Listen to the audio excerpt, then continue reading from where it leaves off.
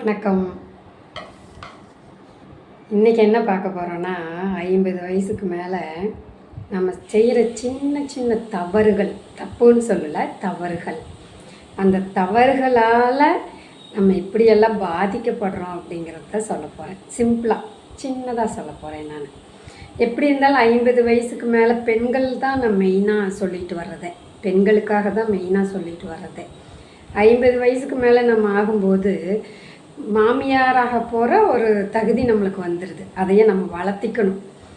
நம்ம என்ன தான் மாமியார் அப்படிங்கிற ஒரு போஸ்ட்டுக்கு வந்தாலும் நிறைய விட்டு கொடுத்து போக பழகணும். அந்த காலம் மாதிரி இல்லை. இந்த காலத்தில் நிறைய விட்டு கொடுத்து போகணும். ஆனால் அது என்னமோ மாமியார் மருமகம், மாமியார் மருமகன், மருமகன் கூட ஒத்துக்கலாம். மருமகம் அப்படிங்கிறது கொஞ்சம் அந்த இயற்கையே சின்ன சின்ன பிரச்சனைகளை வச்சுருக்குது அப்படிங்கிறத சொல்லலாம். ஒத்து போகிறதில்ல. நீங்கள் நம்ம அண்ணன் தம்பி அக்கா தங்கச்சின்னு பார்த்தீங்கன்னா ஒன்றா வளருவோம்.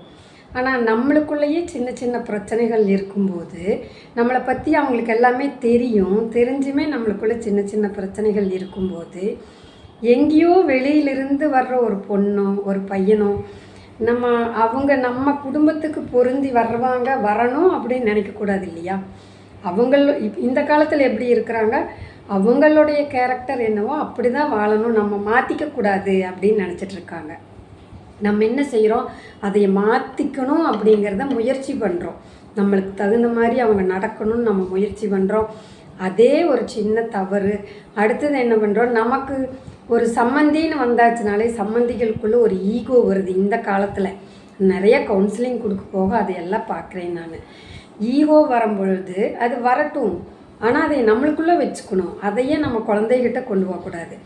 நம்ம பையனை அங்கே போகக்கூடாதுன்னு சொல்கிறது, நம்ம பொண்ணை அவங்க கூட பேசாதேன்னு சொல்கிறது, அந்த சொல்லி கொடுக்குற சின்ன சின்ன தவறுகளை நம்ம பண்ணுறோம் 50 வயசுக்கு மேலே. இதெல்லாம் எங்கன்னா பெரிய பிரச்சனையாக மாறுது. நம்ம பொண்ணாகட்டும் நம்ம பையனாகட்டும் அவங்க வாழ்க்கையை அவங்களுக்கு வாழ தெரியும். அவங்களுக்கு மாமியார் எப்படின்னு அவங்களுக்கு கணிக்க தெரியும், அம்மா எப்படிங்கிறது கணிக்க தெரியும், அவங்க வாழ்க்கை எப்படி கொண்டு போகணும்னு அவங்களுக்கு தெரியும். நம்ம போய் அதுக்குள்ளே இன்டர்ஃபியர் ஆகவே கூடாது.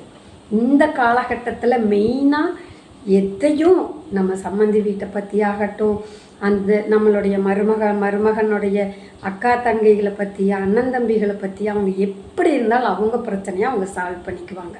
நம்ம போய் அந்த இன்னொரு குடும்பத்துக்குள்ளே தலையிடுறது அப்படிங்கிறது சின்ன தவறு. முதல்ல பார்த்தா அது சாதாரணமாக இருக்கும். நம்ம பொண்ணு நம்மக்கிட்ட சொல்லுவாள், எங்கள் கொழுந்தனார் இப்படி பண்ணுறாரு, மச்சாண்டார் இப்படி பண்ணுறாருன்னு. நீங்கள் அதை ஐடியா கொடுத்து பழகுனீங்கன்னா எல்லாருமே நம்ம கரெக்டாக ஐடியா கொடுக்குறோன்னு சொல்ல முடியாது. அது எங்கே வேணாலும் போய் முடியும். நம்ம தவறாக கூட நம்ம ஐடியா கொடுக்கலாம். நம்ம கரெக்டுன்னு நம்ம மனசு சொல்லும். ஆனால் அது எங்கேயோ ஒன்று தவறாக போய் நிற்கும். அப்போ அதில் எல்லாமே கவனமாக இருக்கணும். வர்ற காலத்தில் நம்ம குழந்தைக வாழ்க்கை நல்லா இருக்கணும் அப்படின்னு நம்ம நினச்சோம்னா நம்ம அவங்க வாழ்க்கைக்குள்ளே போகவே கூடாது.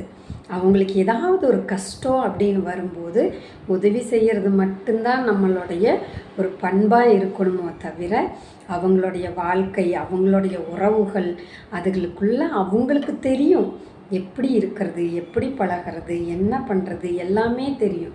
அடுத்தது நம்ம என்ன செய்கிறோம் அப்படின்னா, ஒரு சம்மந்தியை பிடிக்கல அப்படிங்கும்போது அவங்களுடைய ஒரு நாத்தனார், அவங்களுடைய ஒரு இன்னொரு சம்மந்தி, அவங்க கூட போய் நம்ம ஃப்ரெண்ட்ஷிப் வச்சுக்கிட்டு அவங்கள பற்றி ஒரு காசிப் பேசுறது, இதெல்லாம் இந்த 50 வயசுக்கு மேலே வேண்டாமே. நான் நிறைய கவுன்சிலிங்கில் அதையெல்லாம் பார்க்குறேன்.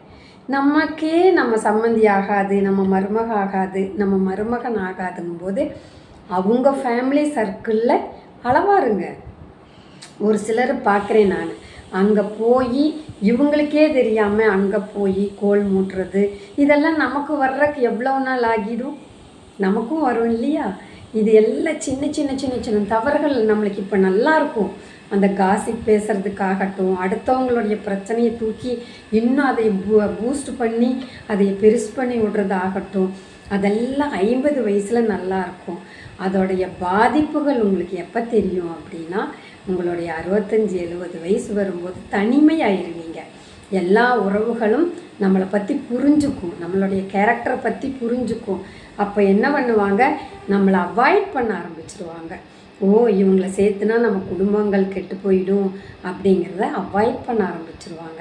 ஆனால் இப்போ நம்மளுக்கு அது பெரிய விஷயமாக தெரியாது, சர்வசாதாரணமாக செஞ்சுட்டு போயிட்டு இருப்போம் நம்ம. அந்த விஷயங்களை தயவு செஞ்சு இப்போ விட்டுருங்க, சரிங்களா? நானாக இருக்கட்டும், யாராக இருக்கட்டும், நிறையா விஷயங்கள் இருக்குது. அதை தவிர்த்து நம்மளுக்கு செய்கிறதுக்கு இந்த உலகத்தில் நிறையா விஷயங்கள் இருக்குது, பேசுகிறதுக்கு நிறையா விஷயங்கள் இருக்குது. இந்த தேவையில்லாத ஒரு விஷயங்களை கொண்டு போய் போட்டு சின்ன தவறை செஞ்சு எல்லாருடைய வாழ்க்கையிலையும் கஷ்டத்தை கொண்டு வர வேண்டாமே, நம்மால் அது வர வேண்டாம் இல்லையா? அதில் கொஞ்சம் 50 வயசுக்கு மேலே ஆனவங்க கொஞ்சம் கவனம் இருக்கணும் அப்படிங்கிறத சொல்கிறேன். இது மனசையும் கெடுத்து உறவுகளையும் கெடுத்து கடைசியில் நோய்களையும் கொண்டு வந்து விடும் அப்படிங்கிறதுனால சொல்கிறேன்.